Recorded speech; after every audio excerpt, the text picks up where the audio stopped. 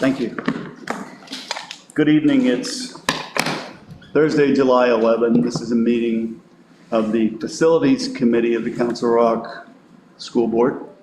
I'm chairing this evening's meeting, Ed Tate, and we'll go around first with a roll call. We have on the phone Board Member Ms. Nikki Khan. Hello, Nikki. Hi, good evening. Thank you. Linda Stone, School Board. Pat McCarthy, Tech Integration. Tracy Osecki, School Board. Michael Roosevelt, School Board. Bob Hickey, School Board. Jessica Binda, Supervisor of Facilities. Andy Sanko, Superintendent. Tony Rapp, Director of Business Administration. And Ms. Pally is on business travel. So we will begin with the presentation by Ms. Binda. Thank you. Thank you. We have 3 agenda items for this evening. Soul Finestone Elementary School project update, the rejection of the Richboro Elementary CDWG quote, and facility master plan and enrollment projection update. For the Soul Finestone project, we have officially completed all of the environmental work in June. I have received the final report from our environmental consultant this week. So that work is all complete. We are working on the completion of the final phase, which includes the gym floor replacement. So we are on track to officially be done when the kids return in September. Dewey's working on collecting all of the final costs and change orders for the project. So we're currently going to be transitioning to closeout mode. The project is anticipated to exceed the current budget. We're anticipating it to exceed by about 0.08% of the budget. But we are collecting all the final costs, doing all the final negotiations, so we can bring that cost back to you in August. Next is the escrow amount has been reduced throughout the project by $1,068,000. The remaining escrow amount is $1,775,561.47. We are currently working to, so we did do a reduction in, I believe, February, so we're working on getting an update on when they're going to release that. And then we'll be working as soon as the last shovel leaves the property, we'll be working on getting that money back. The escrow amount is not part of the project budget. So the overage that we're going to have, we'll be able to cover with the remaining escrow amount. We won't be asking the school district to fund additional monies out of existing new or existing bond borrows. I do want to highlight that the project is being completed 3 months ahead of schedule. If you guys remember, probably about this time last year, we discussed changing the schedule for the library. The library was completed in May and handed over to the school so that they were utilizing that the last month or so of school. So we are able to complete 3 months ahead of schedule. And we are completing construction in a fully occupied building without any major interruptions. So huge kudos to the project team. I don't know how many people have been involved in occupied construction, but it's very, very difficult, especially with the little ones that we have up there. So it's been a successful project. Questions, comments? So 2 things. One is I think it's really a real credit to all of the contractors and to Dewey that there weren't any major hiccups, particularly with, as you say, the construction going on while the school was completely occupied and functional.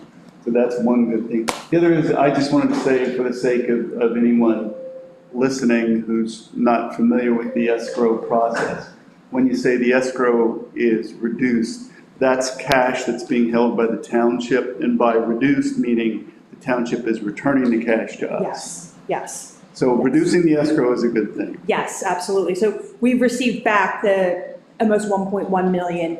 And then, like I said, as we close out the project, now they will hold some money for the warranty period they have.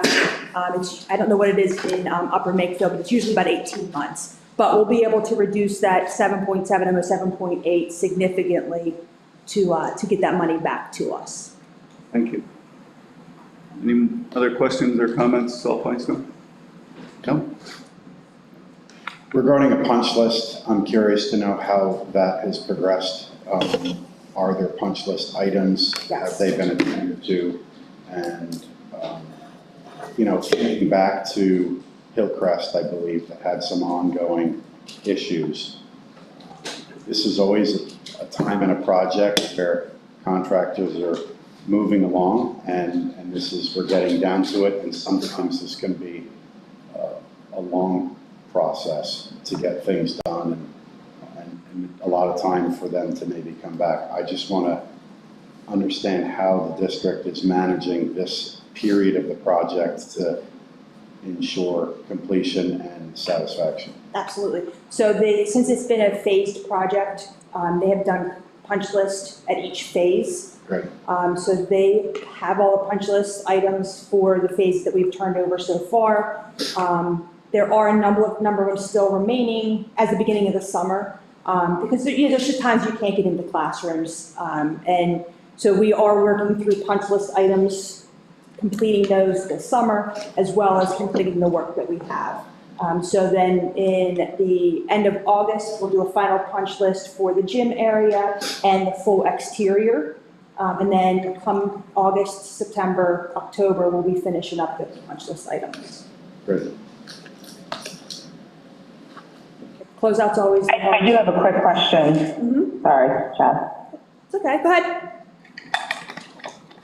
On the topic of the punch list, quick question regarding who generates the punch list and who's involved with making that list? There's a few people. So the most important person is the architect.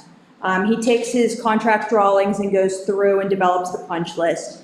We also, me and my team, the building mechanic, we provide any kind of punch list items that we may have. And then Dewey goes through and does a thorough check to make sure that between the three of us, we have everything included on it.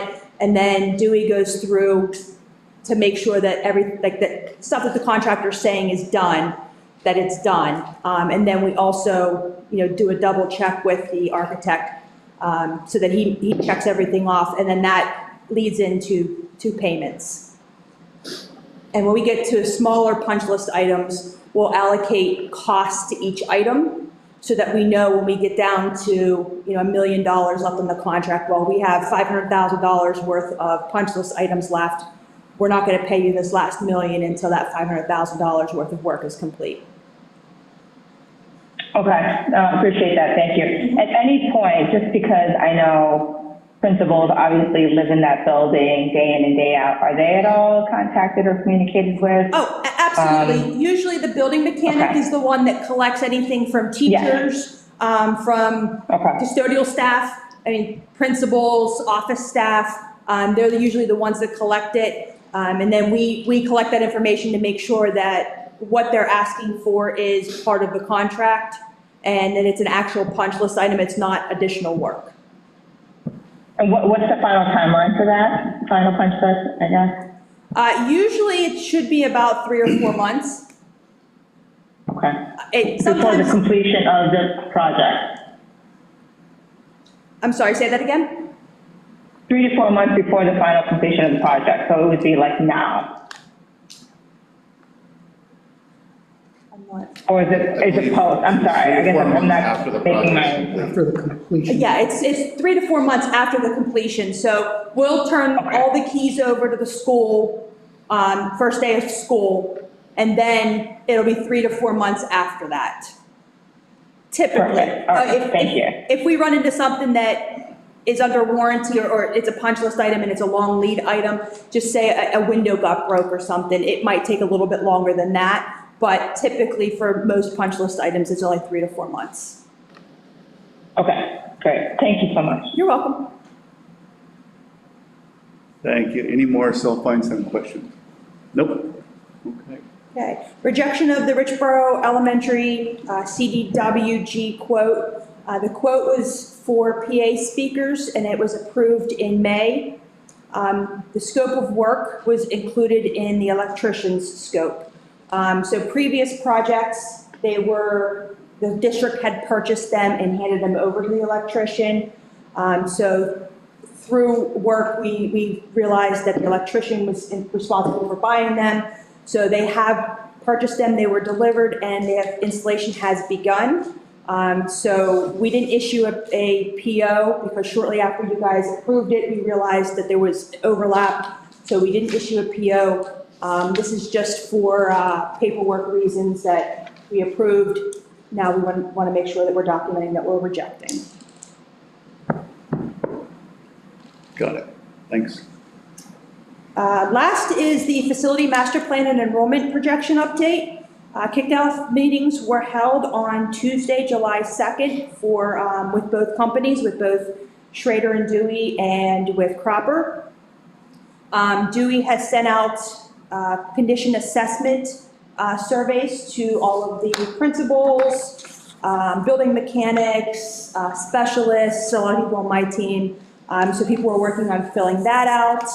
And we've begun scheduling usage discussions with principals. Those are going to start next Friday with Schrader to start collecting all of the information.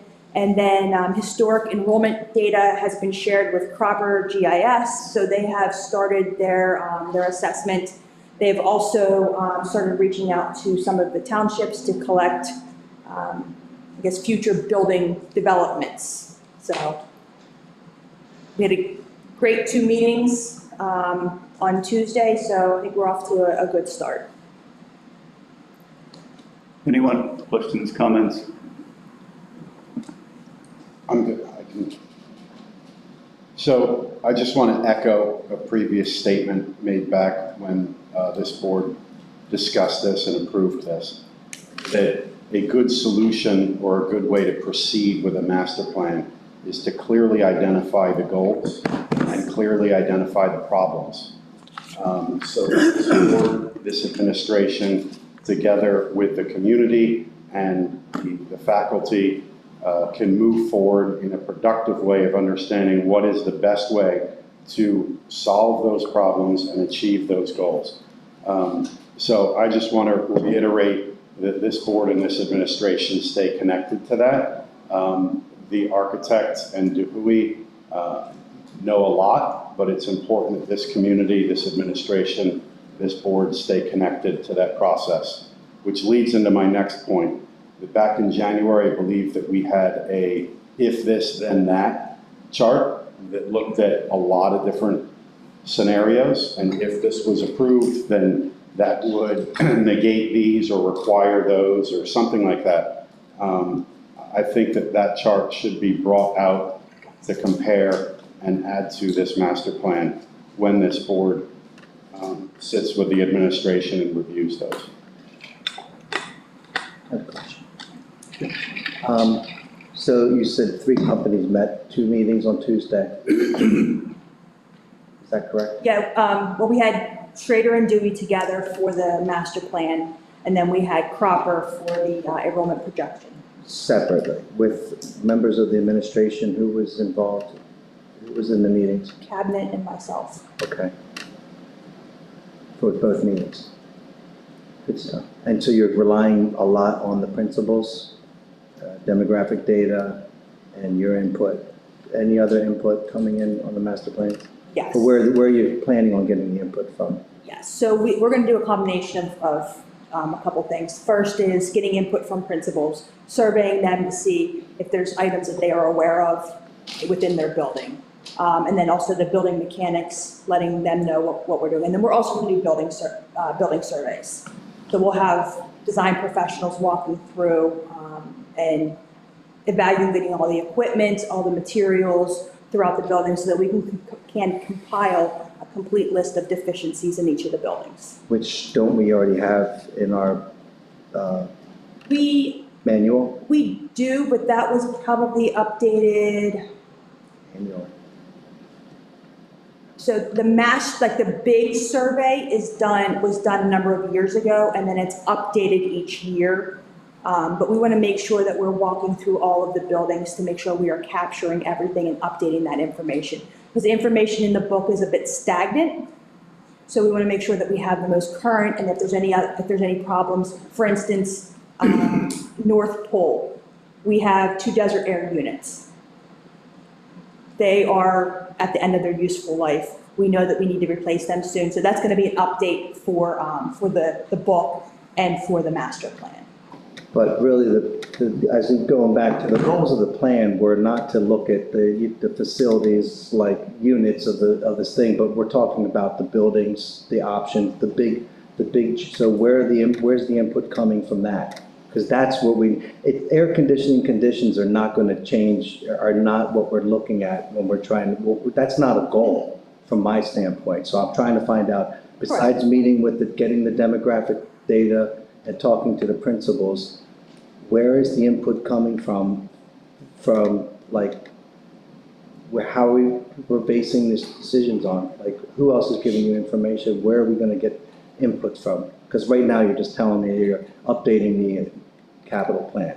So we're not really updating the capital plan. We're collecting information based on the buildings and then also how we're utilizing the buildings. I don't want to use the capacity word because that's not truly what we're doing, but we're analyzing how we're utilizing the buildings, and that's all of that data is then going to feed in on what decisions that we make. What other data is there besides what you said that we're gonna use to come to some recommendations? And then when we get Cropper's information about the enrollment projections at the end of the summer, we'll be feeding that into the whole formula, if you will, to create all of the options that we have. And then how about for like this building? Well, I think if I don't mean to jump in there, And the just vacant lots, all that stuff, when yes. Mr. Hogg was asking, where you're getting input from, there will be various stakeholder groups that'll be part of that. You as a board will be brought into that, and all that information will be shared with all of you and with our public, with the community. So when the capital plan proposal was written, we as administrators, we outlined items that were of importance that we know need immediate attention. And I don't have it in front of me, but I can pull that up. And so there are some of the goals in the project. But when we met with Dewey and Schrader, and when we met with Cropper, we talked about staging it and collecting the information that Jess is just referring to, and then looping everybody into it, because there will be, at some point on this continuum, this plan is not a decision tree, it's an option tree. And we'll have to come to you for help with the decisions in the direction that we believe is best going to serve the district. That's a lot clearer to me than what I was thinking. So option trees, it's all good stuff. And I just want to understand the process, and as we go forward, what's the time frame that you think that we're, like, you're going to work on a schedule? I'm not telling you to tell me right now. It's 6 months. 6 months. Cropper, we're supposed to get a preliminary internal report at the end of the summer, so end of August. And then they'll update with our October 1st enrollment numbers. And by the end of October, he'll have his final draft, or he'll have his final report for public view. And then Dewey and Schrader will have their final report and presentation in January. But there'll be meetings before that, because we need to make the decisions for them to create the final report and the final recommendations. And then when you're getting ready to make those committees, understanding how they're created and who wants to be part of it and stuff like that is a very cool thing. But thank you. I just.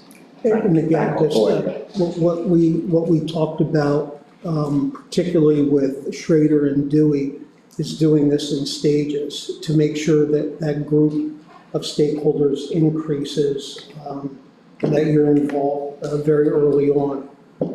So as I said, we laid out in that proposal to Dewey and Schrader, we laid out things that we believe are big ticket items, Wrightstown, Chancellor Center, those kind of issues, and that's going to be their baseline to start with. Great, thanks for clearing that up for me. I wonder, does anyone else have any other questions or comments? Nikki? No, I'm good right now. All right, Thank you. thanks. Actually, I think the final enrollment data, I think we talked about taking about 6 months between Schrader and Dewey. That we'll get, like, the public will get some sort of initial presentation, like early winter, December, January. Is that correct, Jess? Yes, it'll probably, once we sit down and go through all the options, their final presentation will be in January. Okay, great. And I think you touched on something important, which is, and Dr. Sanko spoke to this, was we're making the decisions, Dewey and Schrader are not making any decisions. And the other thing I wanted to say was, I'm really pleased that Cropper has added into their analysis new construction data. That was something that I think this district pushed them to do, that is important because this district, I think, is experiencing growth unlike a lot of districts around the country. So that's a real positive step forward for Cropper. And we were happy with their work previously, but this is an enhancement. Any other questions, comments? On that slide is the Soul Finestone project closeout, which is for next month. We'll also have the Richboro Elementary furniture purchase, and then the facility master plan ongoing discussions. Good. Thank you. I think we're set. So, no one objects, we'll conclude the facilities committee meeting. Thank you, Jess.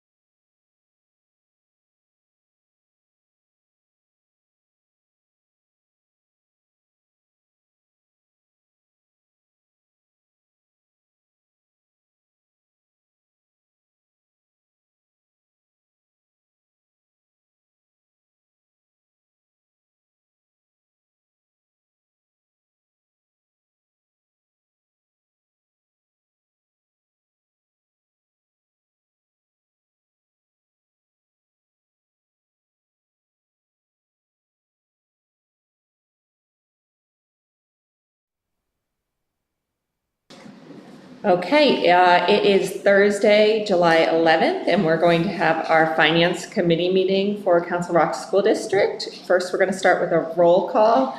I am Tracy Osecki, and we'll start to my left. Michael Roosevelt, School Board. Bob Hickey, School Board. Jessica Binda, Supervisor of Facilities. Andy Sanko, Superintendent. Tony Rapp, Director of Business Administration. Joe Hidalgo, School Board. Ed Tate, School Board. Linda Stone, School Board, Matthew McCarthy, Tech Integration. and Nikki. Nicole Khan, School Board. Okay, and I'm going to turn it over to Tony Rapp. Thank you. Thank you, Mrs. Osecki. Before I start, I just want to give a reminder that for the most accurate and reliable information concerning our district, please refer to resources, websites, and social media platforms managed by the Council Rock School District. We advise the community to exercise caution when relying on the accuracy of social media and ask the community to verify any social media content with the district for accuracy. If you question what you are seeing, need a fact check, or additional details on the matter, please reach out to the district directly. Our contact information is readily available on our website at www.crsd.org. Thank you. So for the Finance Committee today, this month, the agenda is going to talk about a donation from the Churchville PTO. We have some software agreements we're asking to be renewed. I'm going to talk about the tax rebate information session and then the upcoming agenda items. First item on the agenda is a donation from the Churchville PTO to the Churchville Elementary School. There are 2 items that they're donating, and these are direct donations. They're not asking us to make the purchases. They're going to make the purchases and donate the items. One is flip forms, which are risers for the Churchville Elementary School multi-purpose room for $9,000, and audio equipment, various microphones, speakers, and cables for $2,500. And again, the PTO will purchase the equipment and make the donation. So the board, because it's over $5,000, we asked the board to approve it, but it will be made directly from the PTO. That's terrific. Thank you. Any questions? Okay. The next, we're going to start talking about the renewals of some agreements. Jag1 is a company that provides substitute athletic trainers for sporting events. There really is not a whole lot of places to provide this at the cost that they're providing it at. However, we did not actually utilize their services in 23-24 because their costs have been steadily increasing over the last couple of years. And this year, their price is increasing from $50 to $85 an hour, but it is still probably the best price that we're going to get. And we only use them on an emergency basis. At this point, we have substitute athletic trainers that we pay directly as contractors. And so we're just renewing this agreement so backup is available in case of an emergency, so we're never having to cancel any events. But as I said, we didn't even use them last year. Questions? Mr. Hidalgo? Thank you.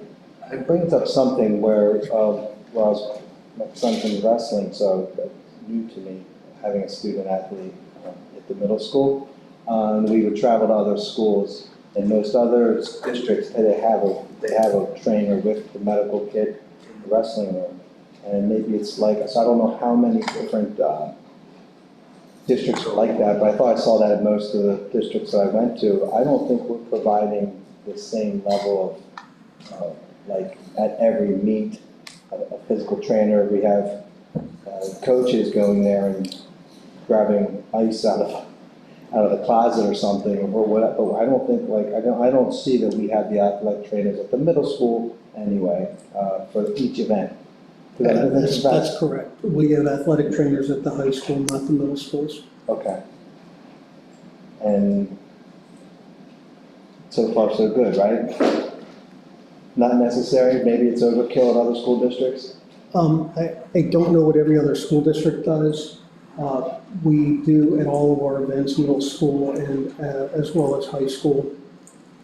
Oftentimes at the middle school, those events take place earlier in the day and we have nurses in the buildings. And typically when you travel, it would be the home team that would provide that coverage.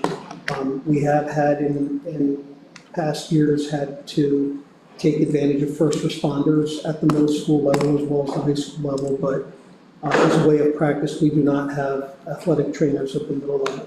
And I'm not saying we need it because, but just an observation I made. I asked about it. Because like you said, if it's a bloody nose, it's, if it gets any further than that, you probably want a first responder anyway. So, I'm okay. Okay, anything else? Okay. The next item on the agenda is to renew our agreement with Linkit. Linkit is a student assessment and an analytics software system that is used in all our schools. It's also includes an intervention manager module for multi-tiered system of support. Does provide days of module training, comprehensive assessment platform, manages and analyzes student assessment data, streamlined migration of historical reports data, dedicated account support executive, and professional development offering for staff, expertise with state-related assessments such as the PSSA, Keystone, PVAAS, CDT, and related local compliance initiatives, PIMS, Act 158.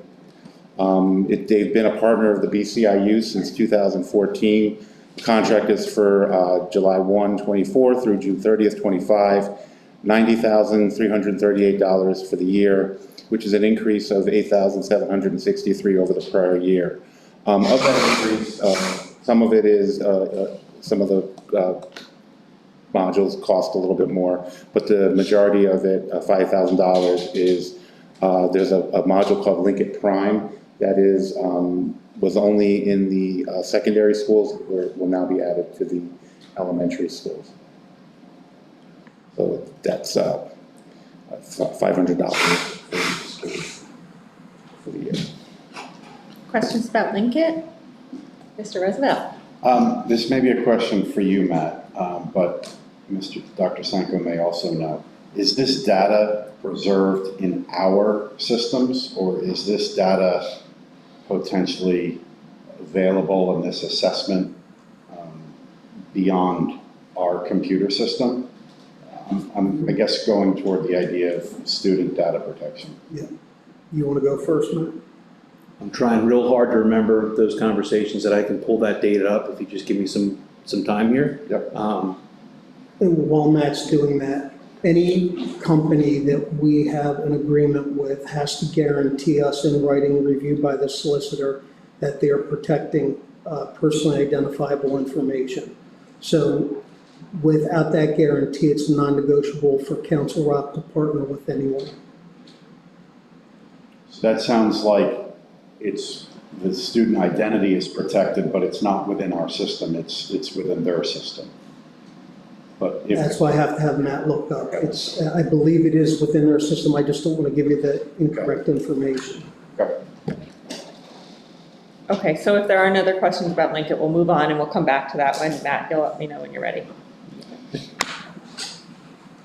Renew our agreement with Membean. This is student vocabulary software, September 1st to 24 to August 31st to 25. There's 3,600 student subscriptions and 40 teacher subscriptions. 27,200 for the year is an increase of 9,500 over the prior year. Looking at the invoice from last year, they had provided a discount of $5,900, which they're not providing this year. So that's why the cost is increased. But this is, again, for students' vocabulary, it is a widely used program for the students. Before we move on, did we ask them if we could have a discount this year? Yes, that first year discount, or not first year, but early discount. We're gonna ask them again, but. So, I'm sorry. We did. The discount was We did for, because. it was for that year, so whether or not they're not providing it this year, we asked, but. We did ask, because sometimes you just have to ask, but if the question was asked and the answer is no. Okay. Mr. Hickey? So last year was first year? No, I think so. I thought I heard you say. I meant this, it was for that year. Okay. No, I'm just, that's a huge jump. It's 33, even with the, they take away the, I just wondered if the program, is it worth it for what we're paying? I'm told that it is. I'm not the person to assess vocabulary software, but It gives us one central storage location where we can collect, analyze the data, Tony talked about some of the additional things that we'll get with the elementary schools. One of the things that it does do, it puts us in line with most of the districts across Bucks County. Many of the districts in Bucks County use this. It's a relatively local company. They're in New York, and they provide the face-to-face training as well as the online training. When this was selected, there was a large committee that selected, linked it. I'm sorry. I'm telling you about LinkedIn. I'm still on Tony's LinkedIn thing. So I'll just finish with LinkedIn. I'm sorry. Membeam, I can talk about Membeam for you a bit too. But anyway, let me just finish my thought on LinkedIn. I really am apologetic for that. But we've got some really good feedback from local districts and what we've been able to do so far with LinkedIn. I'm still on Mr. Roosevelt's question, that in my mind. Which the answer to that is that we do not store Linkit data here in Council Rock. It is stored in Amazon Web Services, and I do have their security policy on file if you'd like to see it. Great, that would be wonderful. Now, Membeam, sorry about that. Membeam is a vocabulary software used at the secondary schools, and it is based on the student performance. The student's vocabulary and the rigor of it increases with the accuracy of how the student completes it.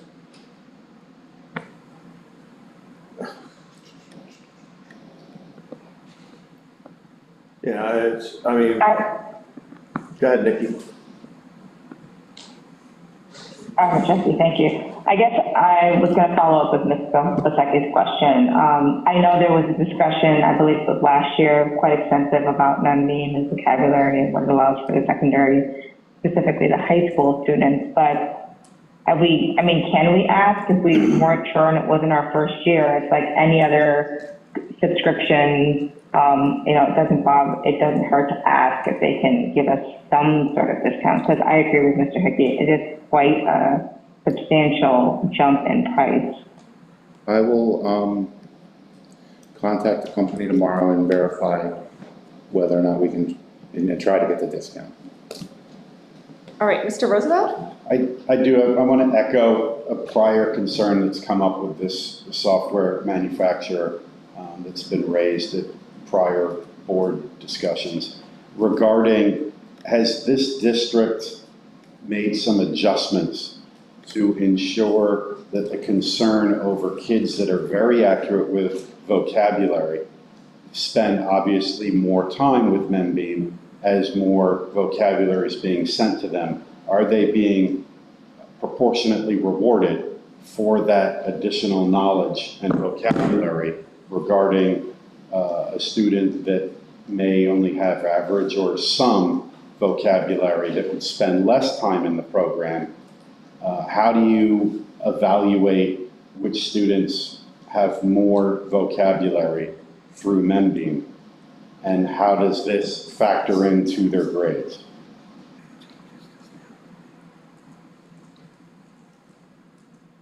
And once again, I realize this may be more of an educational committee question, but it's... I don't know how it factors into the grade, but I would say to you that students at the secondary level preparing for the SATs, the AP exams, ACTs, whatever the high stakes testing is, that's where the reward is seen. I can't answer teacher by teacher or class by class if this in fact how it's used in terms of the assessment.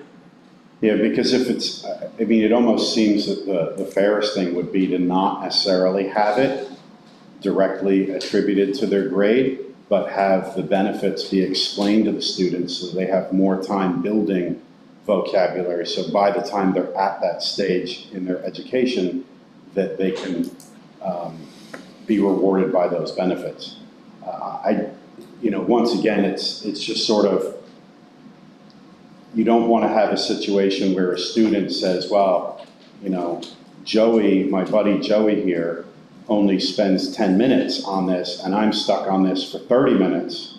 And what am I getting as a benefit for this, right? If they understand that this is furthering everything so that they don't just eventually get some things wrong so that they're done with it. I don't know if that's happening, but It's not an assessment tool. It's a practice and learn tool. It's, spiraling, if you Yeah. will. And I would liken it to a little bit like the elementary school we use first in math. Right. So it's not an assessment tool, it's used for practice and growth.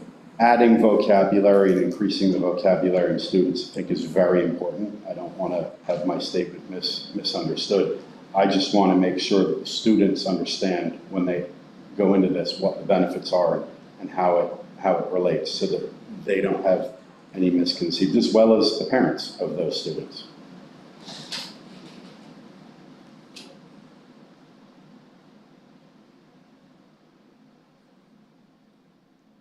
We'll check on, we'll talk with the company tomorrow, as Tony said, and see if they're willing to work with us on that.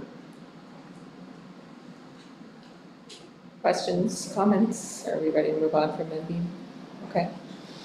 The next item is an agreement with Suntex International. They are the vendor that provides the First in Mass software. Again, July of '24 to June of '25, 4,600 user IDs, a total of 38,800 for the year. That's an increase of 12,088 over the prior year. The reason that's increasing is we are adding additional grades. So we're adding 1,351 students in '24-25. So that's the reason for the increase there. Yes, sir. Is it 7th and 8th or something? What grades are you adding? I believe it's 7th and 8th. Okay. Cool. I hope they use it. But this, anyone, I mean, I remember my kids going, this is well-used software.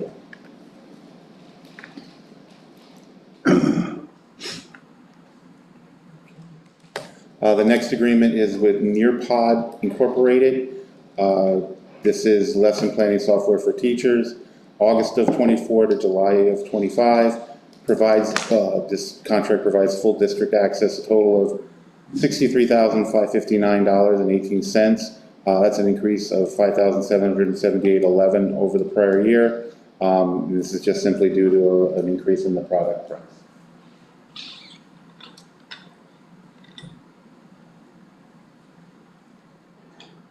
Questions, comments? Next agreement is with Notable Incorporated. They provide a product called Cami. It's like a presentation software. July of '24 to July of '25. Full district access again, $31,500. Increase of $6,248, and that's a price increase due to increase in product price. And as we've seen a few times, this is the reality of what we're living in with costs increasing in a lot of products. It's in our homes and it's in our schools. Mr. Hidalgo, did you have a question? No, I'm just talking to myself. Okay, Mr. Hickey? What do you mean by presentation software? Like, Like, for example, I can answer that. This is probably the only, I can tell you in my history of being a tech integration specialist, this is the only product I've ever endorsed and said, like, we need to have this. This got us through COVID.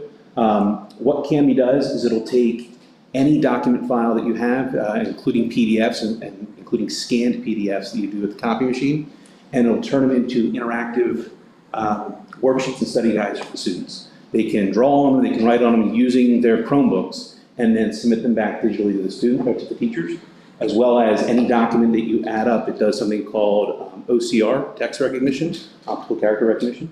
So the students can manipulate the PDF or have it read aloud to them. And now what they've also introduced is a couple translation options as well. So it is a phenomenal product. Yeah, highly recommend. I do not work for them either. This is information that we're providing Cami, that it's then. The teachers are creating worksheets, uploading worksheets to Cami. Cami makes it into a workable document for the students on their Chromebooks. It also integrates directly with Canvas and Google Classroom. It's used all over Council Rock. Yeah, perfect. I mean, when I think of, I think of PowerPoint or something like that, this is totally, nothing even resembling that. And the fact that, like you said, it makes editable PDFs and that kind of stuff. Yeah, it's awesome. Cool. That's awesome. Thanks, Matt. Yep. Other questions, concerns? Okay. No, I support what Matt said. I've clearly seen it from a parent perspective, presentations, homework, through using the Chromebooks at home. I know my son has used it multiple times for homework and projects and assignments, so I concur with Matt. Thank you.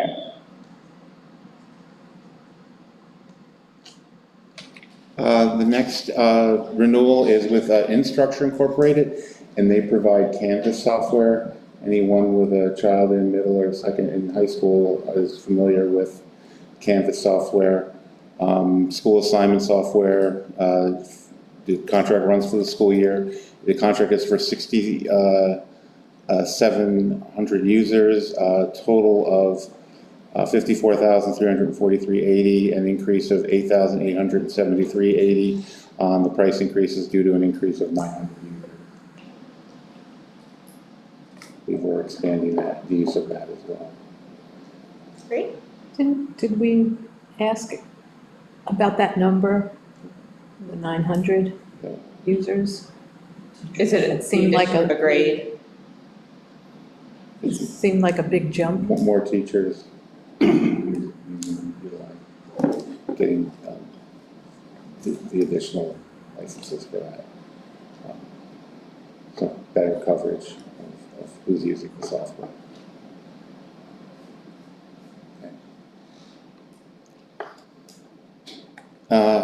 The last item on the agenda is tax rebate information session. Will take place so this is to talk about the new tax rebate program that was you voted for on June at the June meeting. It'll take place on July 17th, 2024, from 3 to 4 p.m. at the Northampton Senior Center. Area PA House and even Senate representatives have been invited to assist with completing applications. The business office will be doing a presentation on the 24-25 rebate program, and we'll provide forms and be able to answer questions when we come out. I do want to make sure that people understand that we, as a business office, the business office staff, are not should not complete the applications for them. We can answer general questions, but I can't tell you what number to put in what box. Okay. Well, we encourage everybody to attend that information Yes, session. Will it be streamed, or is it available on YouTube or anything like that? We usually just do it live.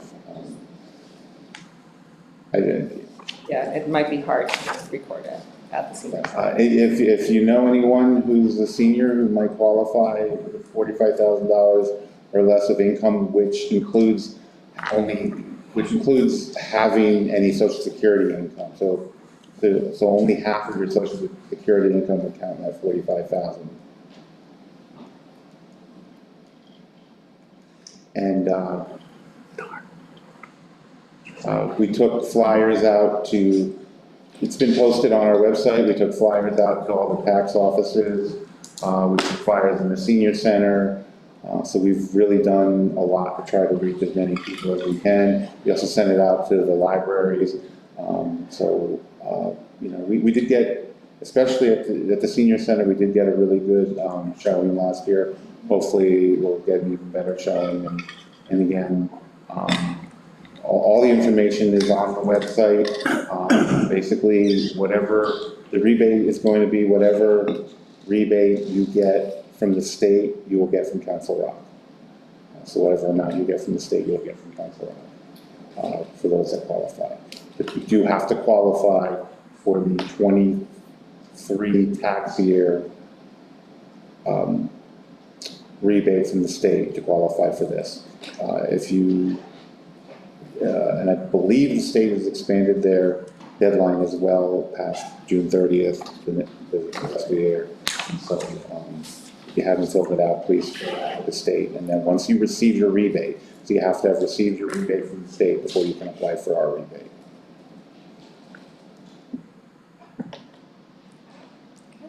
Questions about the tax rebate? Okay.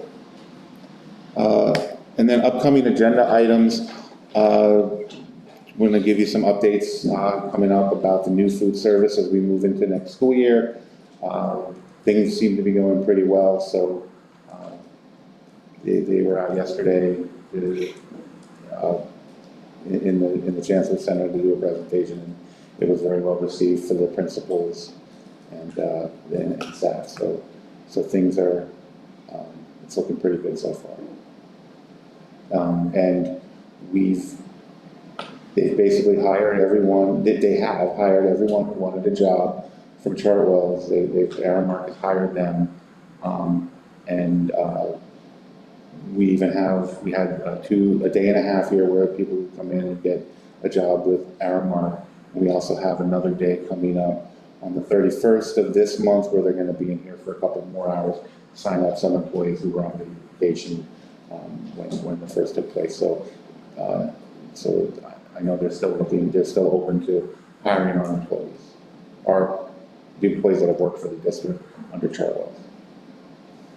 Okay. And then the closeout of the 23-24 school year, hopefully we'll have all the information and then we can give a pretty good idea of what the year is going to finish at. There's still some big revenues and some big expenses from last year that are still out there. We have not gotten a large portion of our our retirement reimbursement, and so this is where it gets really difficult to try to predict where we're at. But I think we're trying to get that done as quickly as possible. Mr. Tate? Is the state more tardy than prior years with that retirement reimbursement? No, usually it comes late August so the way the retirement reimbursement it works is generally we'll get a number sometime in August and then the payment comes in September because it's usually a quarter behind the payment. Our reports for June get submitted in July, give us a number in August and then pay us in September. But we'll know what it should be when it comes in. Good. Okay, anything else? Okay, we're adjourned. Thank you.